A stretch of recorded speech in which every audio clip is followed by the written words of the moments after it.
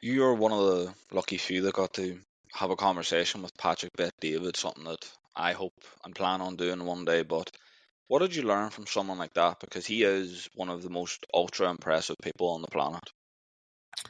Yeah, so many things. I think first of all, the way he grounds himself and being a good father, right? He stands on a moral compass, and I think everybody has to have that. And I saw this a lot in his, he's super competitive. He talks about his book, Choose Your Enemies Wisely, which I think is a phenomenal book. And he does a lot with relationships, but he's planned out, he's always doing something.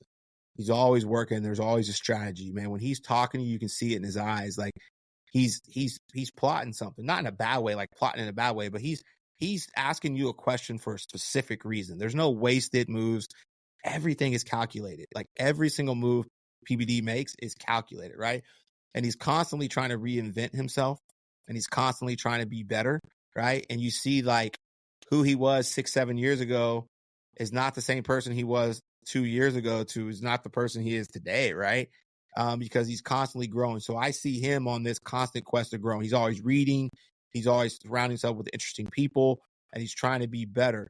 And I picked up on that right away when I first, really met him a few years ago. And you're seeing it more and more develop. So it's just been kind of fun for me to watch it, having the conversation. But I noticed that. Well, here's what I noticed. He's genuinely a good dude. And I think that right there is what grounds, in his success is he's a good dude. And the people that are around him the most love him the most. And so that tells you he's taking care of the people that are close to him. And I look at what I base people on. If they're a father, how are they as a father and what's their relationships with their children? And to me, that tells me everything I need to know about a man.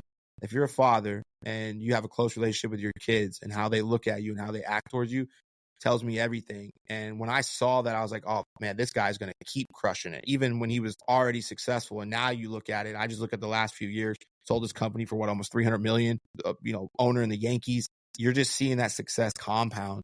And I think it's grounded in that. And I think, look, he's still working hard, which is crazy. Like, think about being worth that much, still grinding every single day because he's playing for something bigger than money.